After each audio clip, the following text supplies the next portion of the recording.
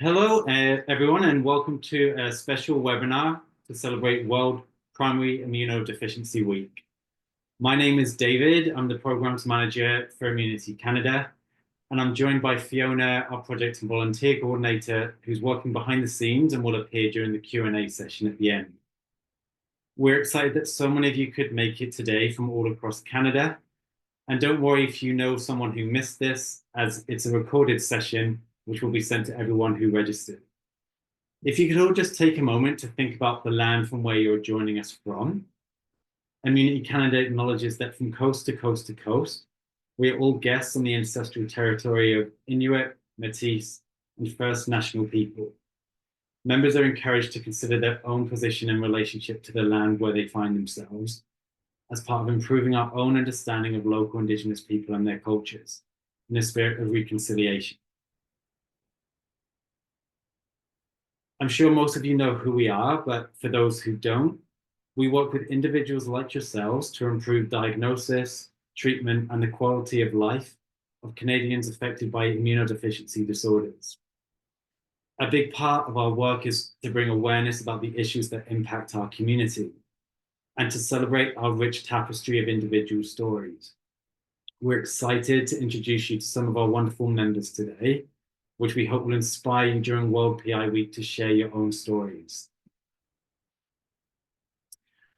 Today, what I'm going to do is just give you a very quick overview of what's happening with World PI Week at the global level, what's been happening across Canada, and then we'll hand over to our members who will share their stories before going into about a 10-15-minute Q&A session.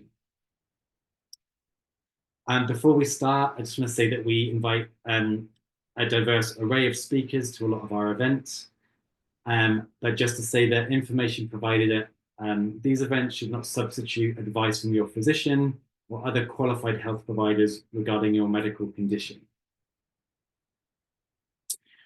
We would love for you to participate today by actively listening. And if you hear something from one of our presenters, please feel free to use the Q&A button at the bottom of your screen to submit your questions that Fiona will be collecting. And just to say that this will be recorded, but the only video being recorded will be myself, Fiona, and our members presenting today. So at the global level, World Primary Immunodeficiency Week is an annual campaign to raise awareness of primary immunodeficiencies. While the campaign focus changes each year, the focus is always to uncover the hidden realities of these conditions. This year's theme is See the Unseen, uniting to uncover the true stories behind primary immunodeficiencies.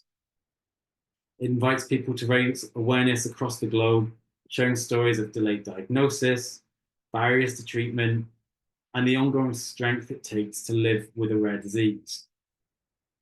IPOPI, a non-profit international organization representing patient organizations, has engaged patients from 75 countries to participate in the campaign. We want to thank our members who submitted their stories to the campaign. This includes Maureen and Wendy, who you can see in the top right-hand corner there, who were mentioned in the campaign. And soon, an online global roadshow will be launched, we think in the next month or two, highlighting stories from patients and their supporters in a number of different countries. We'll share the link at the end for where you can find more information about this. And then in Canada, we've also been busy preparing for this week. And this year, we've been getting members to raise awareness in their communities, in their cities and their provinces. We've also run a social media campaign requesting members to send in photos and videos and stories about the importance of being seen and what changes this has made in their lives. On the left-hand side, our members Josiah and Zainab submitted videos. We've had some written responses too, with some of them on the screen. If you want to see more or you want to make your own, we encourage you to go to our Instagram, Facebook, and X accounts, details of which are at the end of this webinar. We've had 13 municipal proclamations made from Victoria all the way to St. John's. We've had 4 provincial proclamations made in BC, Alberta, Saskatchewan, and Nova Scotia. Josiah in the left-hand corner, he did a municipal light up in the city of Hamilton. And we've had 4 people meet and explain what life is like with a PI in Victoria, with mayors in Victoria, Vancouver, Edmonton, and Halifax. So a big thank you to everyone who's participated. And now, in this third part of our national effort to celebrate World PI Week, Fiona, do you mind just turning the videos on very quickly? I just want to welcome Harry Hannah from Winnipeg, and Sanjay and Angela from Toronto, to share their stories with us. We are thrilled that you could join us today, so that we could hear your stories of courage and determination, which we hope is reflected in the lives and resonates with those listening. So a big thank you to everyone joining today. And our first story will be from Harry Hannah. Harry Hannah, again, thank you so much for joining us. I know you're in the States right now. Harry Hannah was diagnosed with common variable immune deficiency in 2019. Since her diagnosis, she's reached many of her dreams, which include traveling to different places, graduating from nursing, and becoming a parent. She is currently finishing her master's program to become a nurse practitioner. She credits her diagnosis for changing her outlook on life and inspiring her to make every moment count. And so thank you so much for joining us. So my name is Harriana. I'm from Winnipeg. I'm just here to talk about my patient story and how social challenges associated with primary immunodeficiency have been overcome in my life. So just a little about me. I was originally born in New York City, but I moved over to Winnipeg, Canada in 2008. I am currently working as a nurse both in Canada and the United States, just like David said.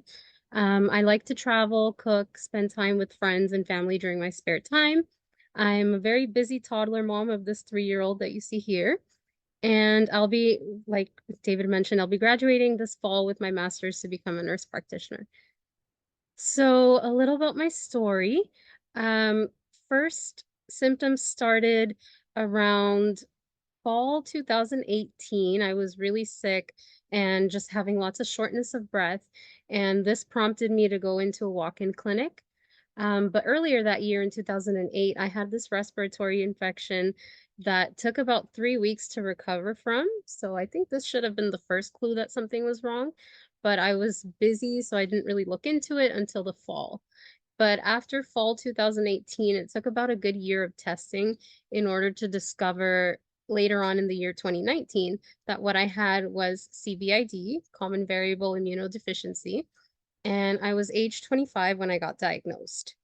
It took lots of blood work, lots of spirometry testing, sputum samples, bronchoscopy, a lung biopsy, and just like what seemed like a trillion medical appointments almost every month in order to get to where I am today. So this is my 6th year living with common variable. And I also have something called GLIDL, which stands for granulomatous lymphocytic interstitial lung disease. And this came also as a result of my primary immunodeficiency and going undetected for so long. I've been on treatment ever since that I got diagnosed. I first started with IVIG for about a year, and then when COVID hit, I was transitioned to subcutaneous. So this picture that you see here is me going into a monthly IVIG session over at the infusion center in my city, and this was the very first year of diagnosis. So primary immunodeficiency has impacted my life in many ways, including my social habits, my career choices, family planning, overall health, and mental health and well-being. It's impacted me socially because social functioning is a big part of my life. And with a primary immunodeficiency, we have to be really careful and take precautions in order to not get sick. Sometimes that can feel lonely, but I've overcome some of those challenges over the years, and I'd like to talk about those a little bit more. With proper understanding of my condition, treatment, and precautions, I feel like I have been able to live a very fulfilling life, even with all the challenges associated with the social functioning, and it's been good since then. These are just some pictures of events that I've been a part of since diagnosis. Lots of people in these events, and I can safely say that I've been able to attend these fearlessly without any worry that I might get sick. Before, I used to get sick after a big public event with all the exposure to lots of different people before treatment. So this was definitely a big change that I noticed after starting treatment and after my diagnosis, that yes, it's working because I would be able to go to these events and not get sick. A big part of my life is traveling. It's my most favorite thing to do when I have free time. Um, Primary immunodeficiency has not stopped me from doing this. In fact, I travel more now and with less gear than before. So since diagnosis, I've been to about 5 different countries, lots of international travel in my life over the last 6 years, and primary immunodeficiency has not stopped that. So with traveling, there are a few tips and tricks that I like to do before. Before, when I used to be on the IVIG, so intravenous, I would time my trips in between my infusion sessions, which were every 4 weeks. So I would never go anywhere longer than 4 weeks, and I would make sure that I would get treated either before or after, just to make sure that I was on schedule with my treatments. But since the change to the subcutaneous immunoglobulin, I would time my short trips around that infusion time, which was every week, or I would bring my supplies with me. Now I'm on a medication that is still done at home subcutaneously, but it is something that I do every month, which is even better for my traveling. So timing of the trips has really helped. Advising my medical team about upcoming travels, infusing beforehand or taking infusions with me on board, staying up to date on immunizations such as the flu shot, the COVID shot, pacing myself and resting appropriately during travel, and being careful about the foods I eat or the water that I drink to prevent any sort of stomach infections has also helped too.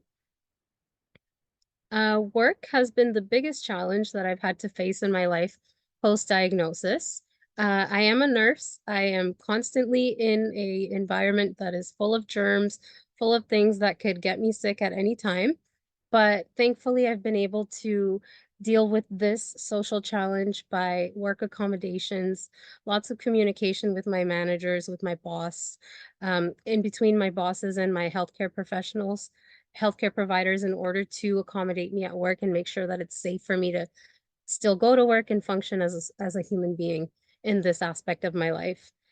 During COVID, it was really challenging because COVID, it did a lot of damage to the respiratory system.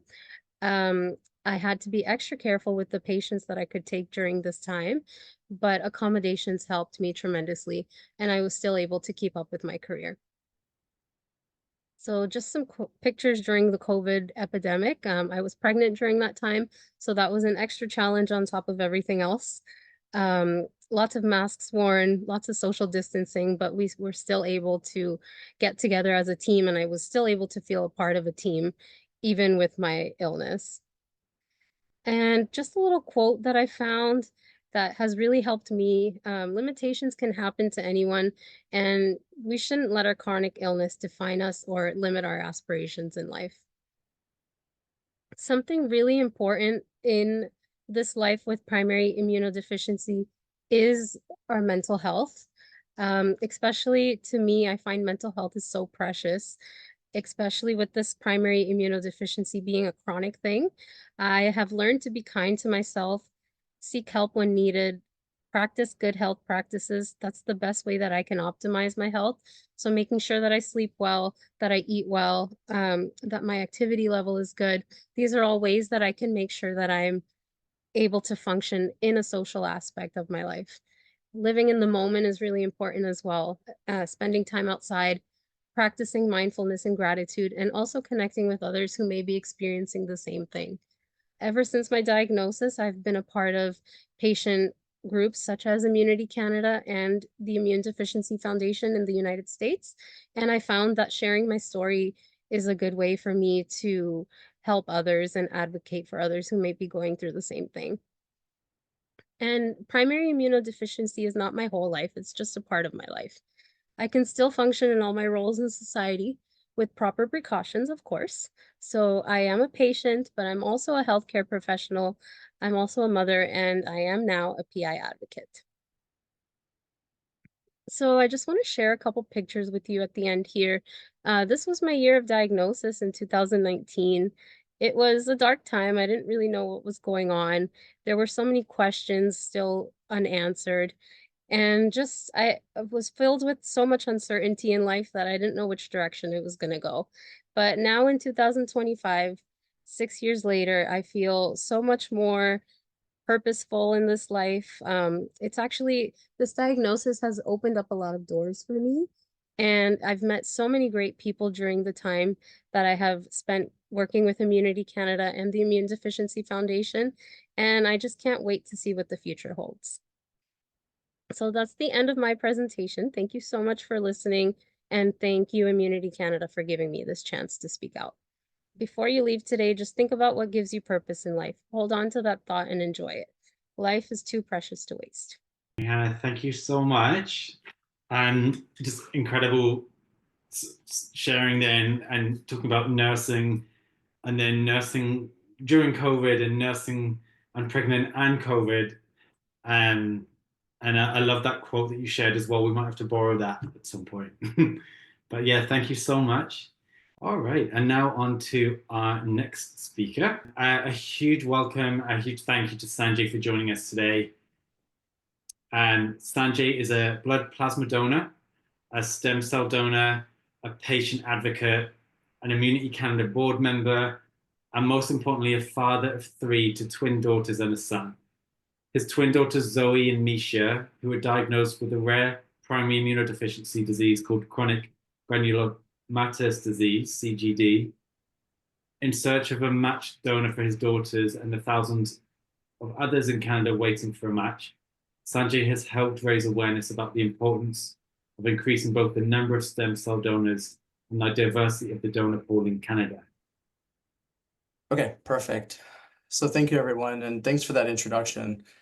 And so in support of World PI Week and the theme to unite to uncover the true stories behind primary immunodeficiency, it's my pleasure to share with you my perspective as a parent with two very young children who have primary immunodeficiency and how we've been navigating the first few years of their life.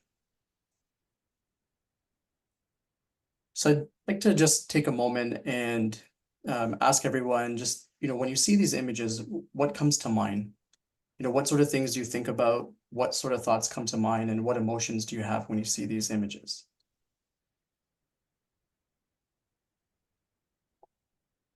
For my wife and I, these images and these environments really heighten our stress and anxiety. We actually go out of our way to avoid these areas and anything that's related to these types of activities. And some of you might think this is a bit of an over-exaggeration, but living with PI, the truth is my wife and I have instinctively become the Terminator. We're constantly looking out for threats in the environment and determining how we can either eliminate them or at least reduce the risk that they pose to our kids. So for me, when I see these images, I see an aspergillus infection from all the wood chips that you can find at a local playground. When I see kids playing in leaves, I automatically think of possible fungal pneumonia from the dead leaves. And when I see kids playing in dirt and soil and just being kids, all I can see is bacteria, and specifically a bacteria called B. cepacia. And I put an asterisk on there because this is the bacteria that infected my daughters, which ultimately led to their diagnosis.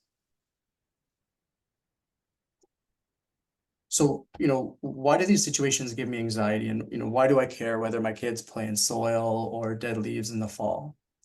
Well, both my daughters, twin daughters, have a genetic condition called CGD, or chronic granulomatous disease.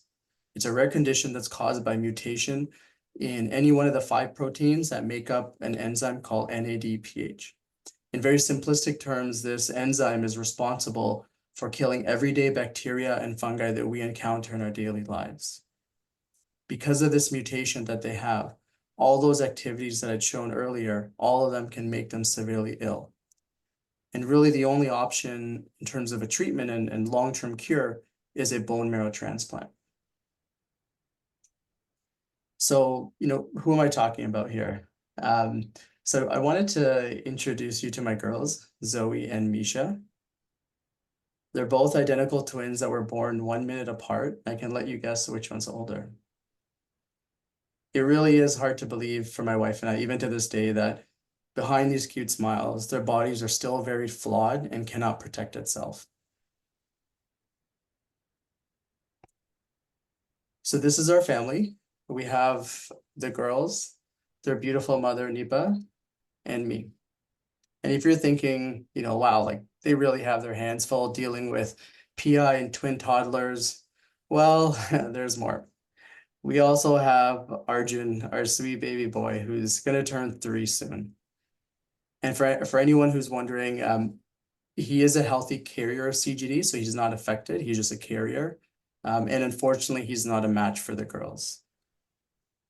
The girls will soon be 5 and are stable right now. But as you'll see in the next slide, their years leading up to their 4th birthday were very challenging.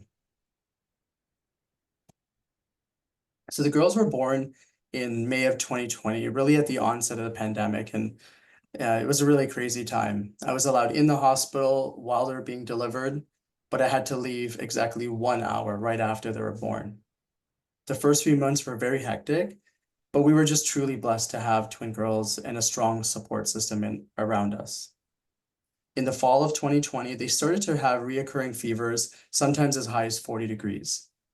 And these fevers would come and go every 3-4 days, and they seemed normal in every other way. So we really didn't know what to make of it.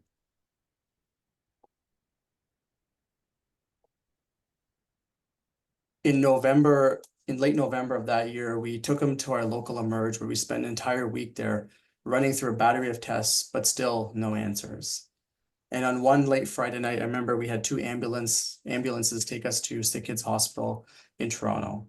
And there at Sick Kids, their fevers started to get worse. And we could always tell when it was about to happen because their heart rates would go up first and then their temperature. But they looked totally fine. They were playful and fine in every other way. I almost convinced myself that Misha having a heart rate of 200, 250 was okay and that she was going to be fine. So close to their half birthday in December, a biopsy was done on Zoe because imaging had shown a lesion in her spleen. And from that biopsy sample, they found the bacteria B. cepacia.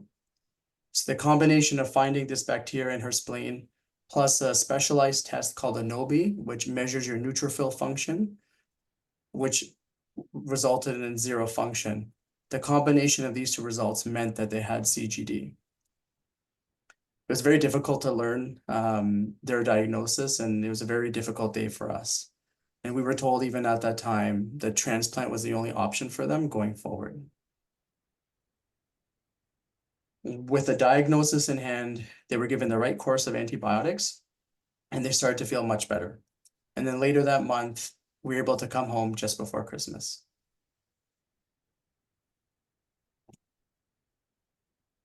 So under a year later, knowing that we had to do something, we went ahead with Zoe's transplant in October of 2021. There was a cord blood sample that was available to us. It wasn't perfect, but it was 4 out of 6, and it was enough to go ahead. And so overall, Zoe did very well. She was very resilient during her stay in isolation. But unfortunately, about 6 months after her transplant, her donor cells started to decline, and so did her NOBI results. And in that first year post-transplant, unfortunately, Zoe reverted back to her baseline, and the transplant had failed. There were many reasons why Zoe's transplant failed, but one of the key determinants of successful transplant is the quality of the donor cells. So having gone through one transplant and all that is involved with it, we didn't want to go through another if we didn't have a perfect 10 out of 10 match. So wherever we could, we spent our time with news outlets, talking and supporting with Canadian Blood Services, holding swab drives, and doing whatever we could to share our story and get more people into the stem cell registry.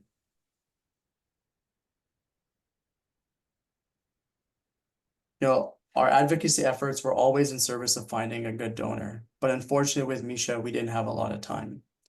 Around her second birthday, Misha started to show signs of a well-known side effect of CGD. We noticed blood in her stool, and after colonoscopy was done at Sick Kids, the doctor confirmed that she had early signs of colitis, which is inflammation in the colon. The only treatment for this was a very specialized medication that could only be infused at the hospital, and this was done every 8 weeks. And this treatment was indefinite. Because she didn't have functional neutrophils, this inflammation would only get worse and would not resolve itself on its own. Despite not having a perfect match, we went ahead with Misha's transplant in June of 2023. And she is the smaller of the two, but she's very scrappy, tough, and resilient. Unfortunately for Misha too, 6 months after her transplant, her donor cells began to drop, and so did her Nobi. By January of last year, we accepted the fact that her transplant had also failed. And so, where does this leave us? So knowing that one girl has 0% neutrophil function and another has roughly 10%, my wife and I have really tried to carve out experiences for the girls in safe environments. As prophylaxis, we give them an antifungal medication every morning at 6:30 and an antibiotic every day after breakfast.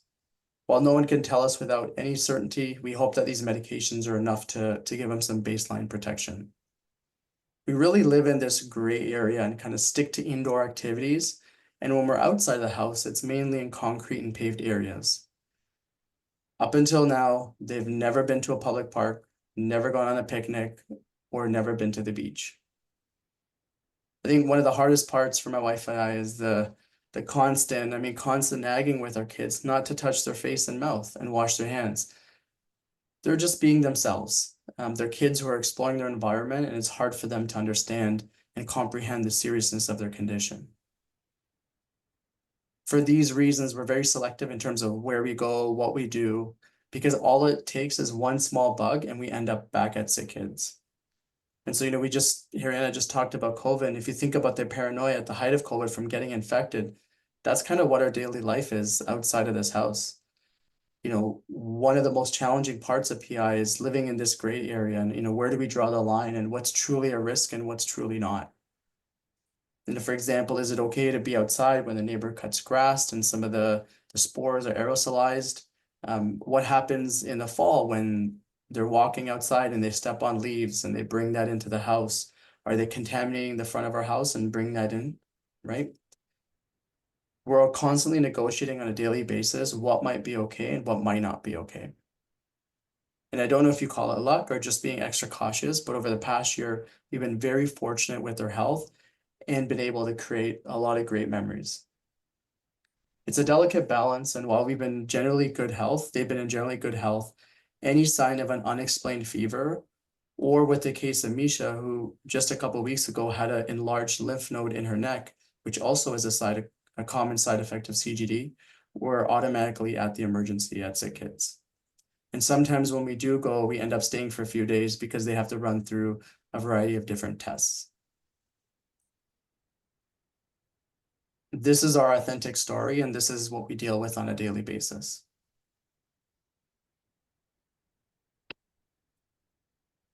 So I'm happy to say that the girls are doing well right now. No issues, no complications. They're almost done their first year of junior kindergarten, and they love school. The teachers are all aware of their limitations, and my wife and I really appreciate them leaning in and supporting us and keeping the girls safe.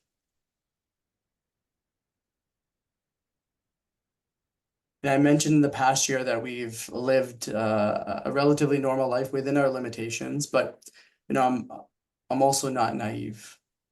I know there will come a time where we may need to transplant again. And so I have one ask for everyone who's on the call and who's watching. If you or anyone you know who's between the ages of 17 and 35 and in general good health, please get swabbed and join the Canadian Stem Cell Registry. Not only do we need more people in the stem cell registry, but we need to have better BIPOC representation as well, so that we have the best chances for a match, not just for Misha and Zoe, but there's about 1,000 other kids who are waiting for a transplant.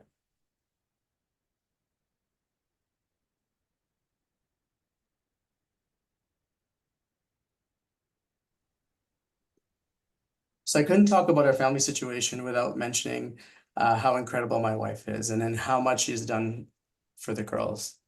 I think when you're dealing with PI, you really need a strong support system. And I'm really fortunate that we're doing this together. So that's it for the talk today. And really thank you for listening to our story. If you'd like to learn more about the girls and kind of their health journey, follow along on Instagram or on our website. If you have specific questions or want to talk further about our experiences, feel free to email me there. Okay, thanks everyone. Sanjay, thank you so much for sharing that story and just the deep love, care, and support you have for your children, and testament of great fatherhood. And yeah, thank you so much. Again, thank you so much for joining us today, Angela.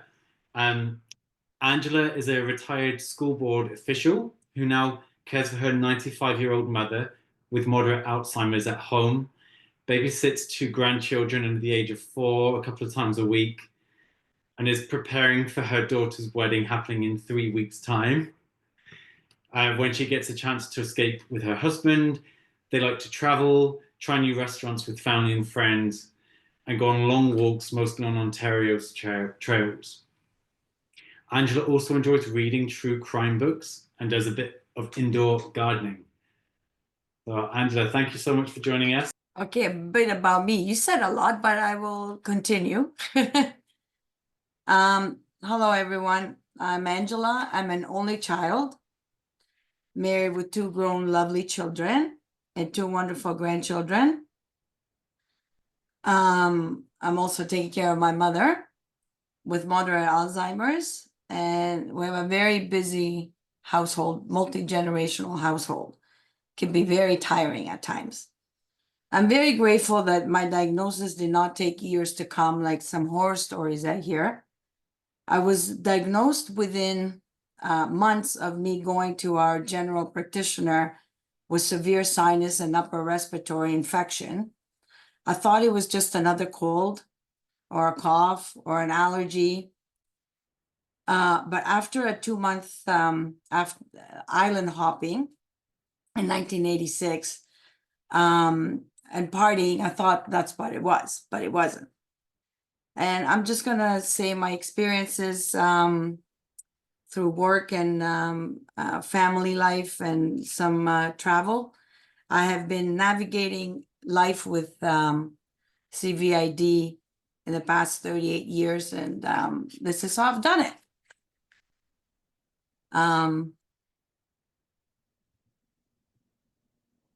That's the one. Who knew?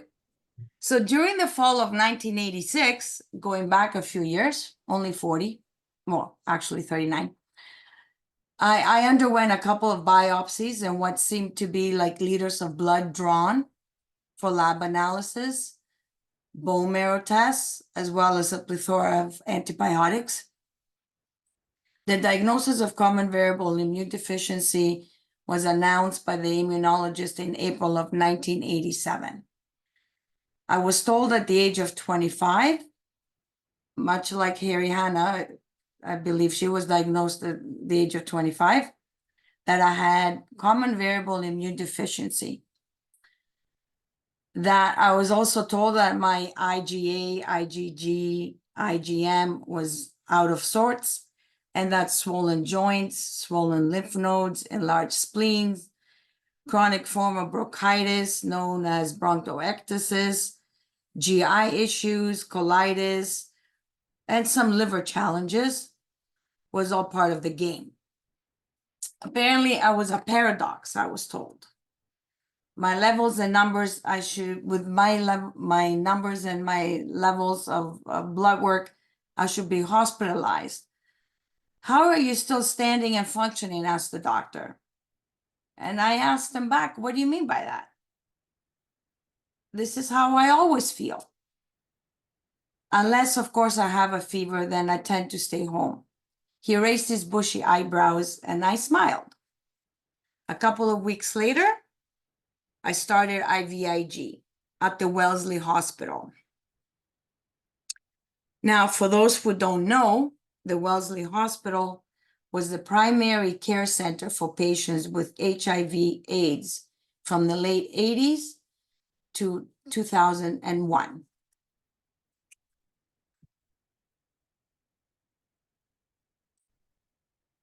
So the first year of IVIG was not pleasant. My reactions to the infusion were way worse than my typical bad day. I missed work and many important family functions and celebrations. I felt isolated and a bit shunned. This always gets me, I'm sorry.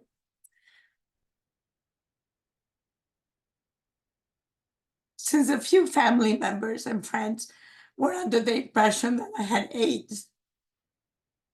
They deduced that since one of my closest high school friends was gay. And since I get my treatments at the Wellesley Hospital, the whispers were heard that she must have AIDS. In their minds, CVID and AIDS was the same thing. After all, they both had immunodeficiency in the acronym. I had to educate my family and my friends and a few colleagues of the disorder. Many of their questions went unanswered since Google was not around in the late 80s. I'll be okay now. I remember coughing and blowing my nose nonstop and having eye infections for years at the office. I didn't know if it was the dust on the moldy carpet, the fact that the windows never opened, there was no fresh air ever blowing into that building, or maybe the supersized copier and the fumes from the ink coming out of it. One of the senior administrators thought to remedy my sickness by spraying Lysol towards my office a couple times a day, while saying under the breath that, oh, she, meaning me, is making everyone sick in here. And my absolute favorite comment from a former colleague was, she's like a weed. I thought she would be dead by now.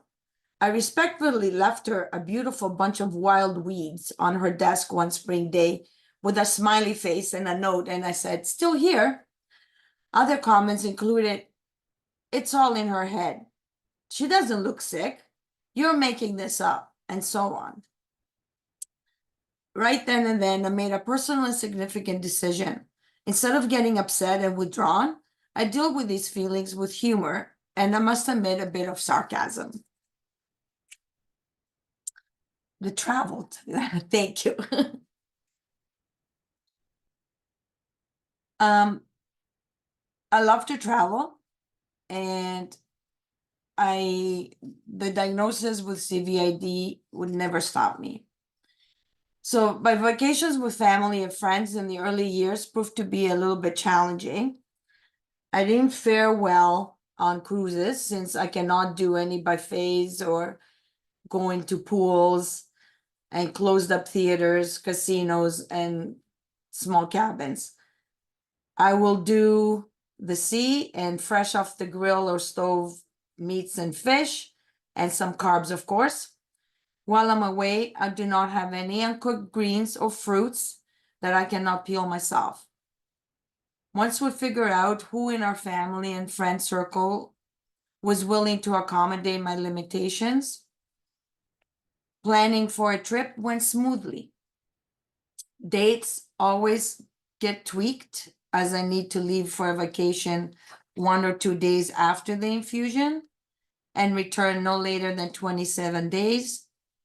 So I can have my infusion right after my travel. I also start prophylactic antibiotic and antiviral medication 3 days prior to departure, and always wear a mask in the airport and the plane. I limit my alcohol consumption, and I bring along my own snorkeling gear and of course, all my prescription and non-prescription medications for fevers, rashes, bites, GI problems, antibiotics, and antiviral. In my carry-on luggage, I've been stopped many times for secondary checking. I always leave the medication in its original packaging. And the medical doctor there or the pharmacist sometimes at the airports, they want to make sure that the passport, the name on the passport coincides with the name on the prescription medication.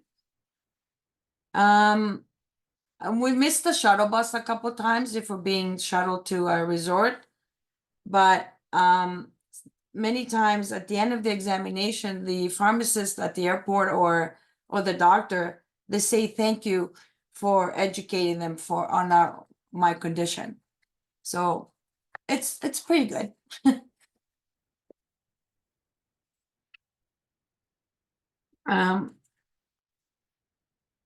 I think my next this is the mantra I live by. And I want to thank you for listening to my story. I apologize for losing it. But if you have any questions, please shoot. And I think there was this last one as well. Yes, that's right. And Anja, you never need to apologize for that. Like a huge virtual hug your way. And I think just building off what Sanjay talked about with his love and care and support for his kids, I think that kind of reaches out through the community as well. And yeah, we'll here for each other. And I think just like, oh, and you had one more. Yeah, let's not forget this one. Oh yeah, action. Action is the antidote to despair. So thank you so much. I'm just gonna. We'll make a start while we're waiting for some more questions. And got a question first for Haryana. Sure. Now, as a nurse, how did it feel when your colleagues acknowledged your needs? It felt relieving. It was nice to be able to help out during a time of such uncertainty and such danger to my own health. It was nice to be able to feel supported by my colleagues. At this time that COVID had occurred, I was only 1 year into my career, so it was nice to feel that support from my coworkers, and I was very blessed in that aspect. Thank you. I've got another question for Sanjay. We're wondering, I remember that Misha and Zoe were going to be starting some sort of schooling or preschool. We're just wondering, how do you raise awareness with a school that they attend, and what precautions are staff taking to protect them? Yeah, it's a great question. So they have started school back in September, so they're almost done their first year. I think leading up to the school year, we did meet with the school administrators. So we met with the principal, vice principal, just to share their story, kind of share, what increases the risk profile for them. And so they were very receptive, and closer to the time of school starting, we actually met with their teachers. So they're actually in adjacent classes, and we met with their teachers, and again, they were very receptive to kind of making sure that there's proper hand washing that's happening within the actual classrooms. I believe one of them had plants and that sort of thing. So they were okay with removing the plants and putting kind of plastic plants in the classroom so that there isn't any exposure to any dirt or soil. So yeah, I think that's kind of the precautions that we've been taking with school, and even some of the outdoor activities, just because of the nature of kindergarten and their environment, they aren't actually in those playgrounds and kind of in the yard. So that's helped as well. Brilliant. It sounds like they're being really accommodating, and yeah. Angela, we've got a question for you as well. You you've got a wonderful sense of humor, and want to ask, how did others react to your use of humor when you responded to their negative comments? Well, most of the time they laugh with me. I'm not sure if they're laughing with me or at me, but I don't internalize much. So I don't know how they react to my humor, but most of the time I don't feel anything negative coming back. So I know it makes me feel good. What have you learned from that about the best way to respond to people? Well, it depends what they say. Depends how, derogatory it is. I mean, nobody really knew back in 87. You couldn't Google anything. So I found that it was their lack of knowledge or that was causing all this. And I myself didn't know what was going on, to tell you the truth. I mean, what's IGA and IgG? I mean, I thought IGA was a grocery store, like who knew? I took grade 13 biology, but I don't think we studied T cells and B cells that into depth. So I don't know. I just try to, once I know, I educate others about it. But to tell you the truth, the first couple of years, it was just a blur. Just a blur. I thought I was gonna die. Thank you. So I'm going to go for some questions for sort of more generic ones for everyone. I've got some more. Wait a minute. I might have hold on, message in here. Okay, so more generic ones. Can you briefly share with us a time when you felt you were recognized and your voice was heard and how it made you feel? And we'll start with Harry Hannah. I can't really think of a moment in general, but I've been doing a lot of education and just putting out primary immunodeficiency into my nurse practitioner world. I've educated a lot of my colleagues about it, and it makes me feel like I have this power because not many people know what a primary immunodeficiency is. So to be able to have 6 years of experience already with it and to be able to educate, it's made me feel powerful. It is my power. Brilliant. Even your superpower to some extent. yeah. And could I ask the same question to Sanjay? So briefly share a time with us when you felt recognized and your voice was heard and how it made you feel.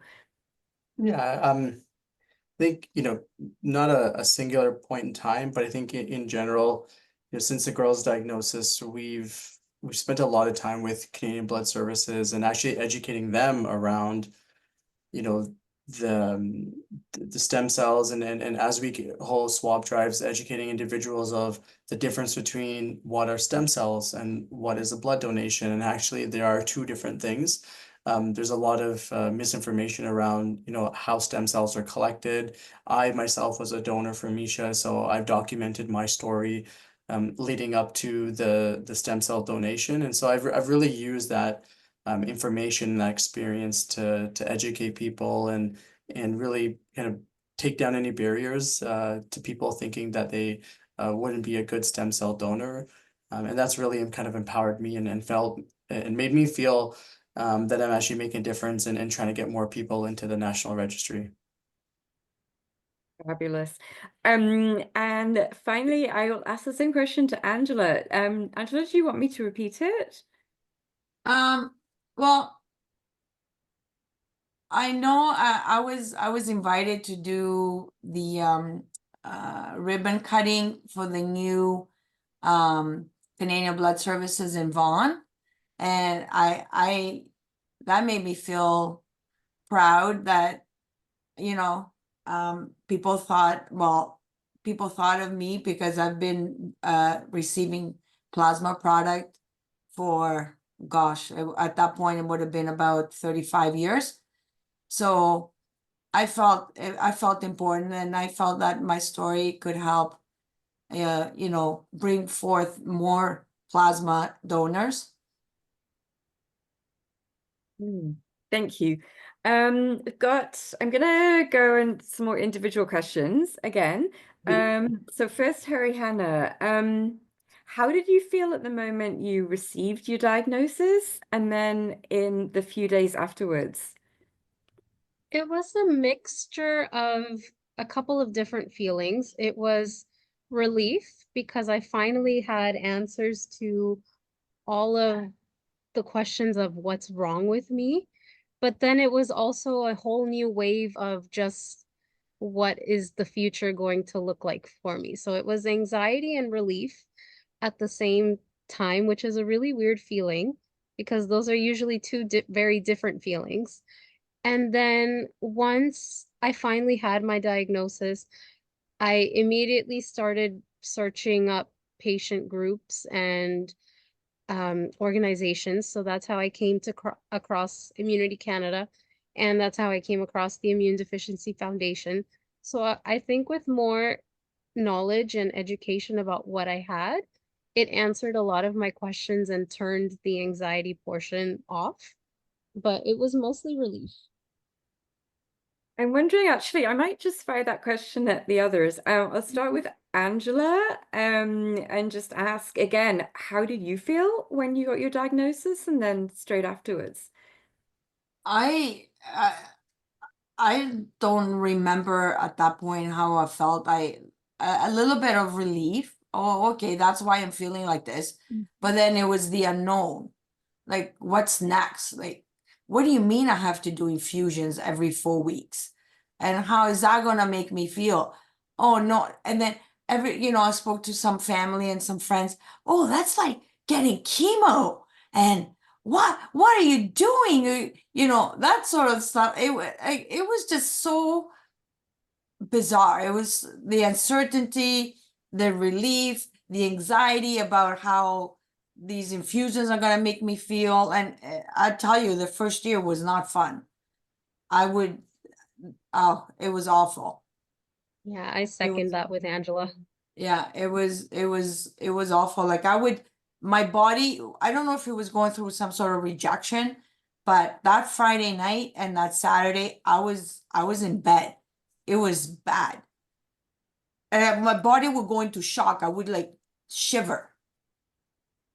That's how bad it was. And then my fever, I would have fever over 40.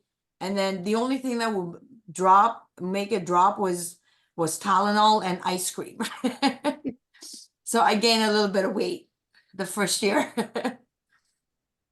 I'm going to ask the same question to Sanjay, but in terms of Zoe and Misha, how did you feel as a parent? Yeah.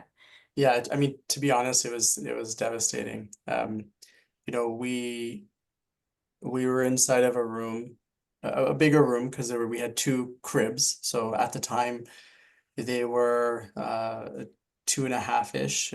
So there were crib beds in the hospital, side by side. We probably had maybe, I don't know, close to 10 people in the room. We had social workers, we had their pediatric, the main kind of physician on the ward, we had the immunologist, we had infectious disease, we had all these people in the room and sit us down and kind of break the news. And it wasn't easy, and it was end of day, and they all kind of said their piece and left, and just the two of us were in the room alone. And kind of naturally we're Googling, like, what does this actually mean? You know, what happens next? And you know, with CGD, there's not a lot of literature, and some of the information, like Zoe and Misha are an N of 1 or 2 kind of almost in the world.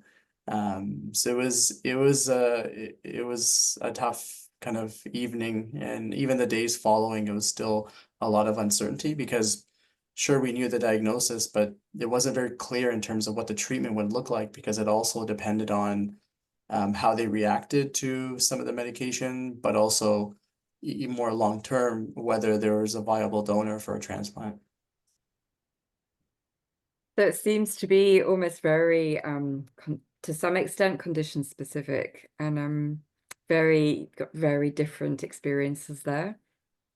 Got a comment from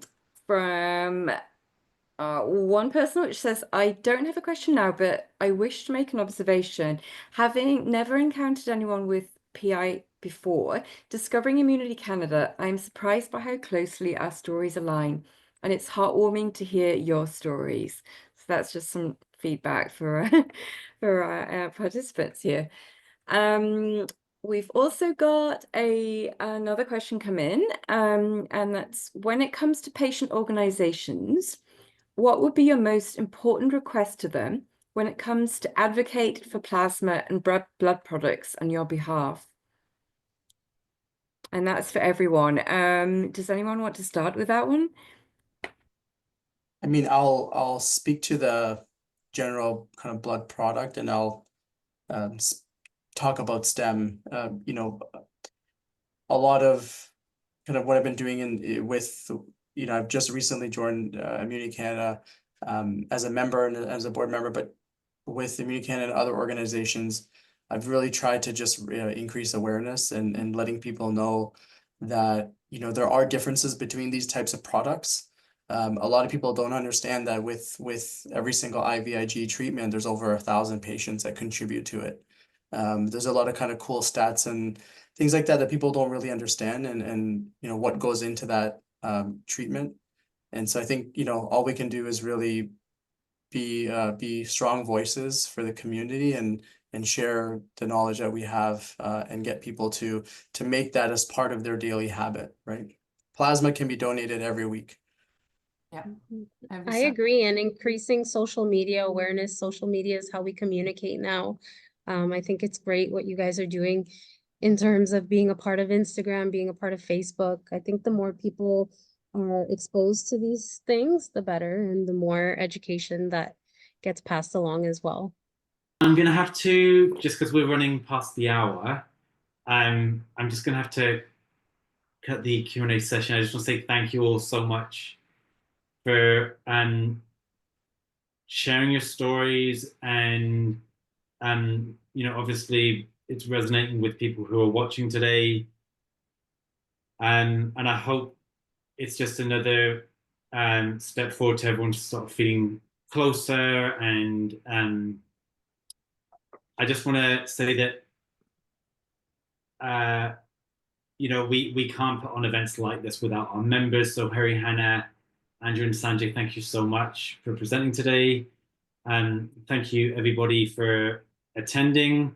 And if you want to keep an eye on World PI Week, because there's a few things coming up over the next week or couple of months, you can go to worldpiweek.org/global roadshow. And obviously we want you all to remain engaged, and you can do that in many ways. Like, you can attend a community connect group. We run them for families, older adults, and in different provinces. We have new volunteer positions, such as the plasma ambassador. Is that right? The title right, Fiona? Yeah. Plasma awareness advocate. Plasma awareness. Yeah. And finally, yeah, like Hariana said, we're trying to do a lot more on our socials. So you can follow us on our website. If you're not a member, it's free. We encourage you to join, whether you're a patient, supporting a family member, or a health professional. And if you have any ideas for what we should do for World PI Week next year, or anything, please send us an email, and we'd love to hear from you. And with that, a big thank you again, and we'll see you all again at the next one. Take care, everyone. Thank you. Nice meeting you. Yeah. Bye. Bye.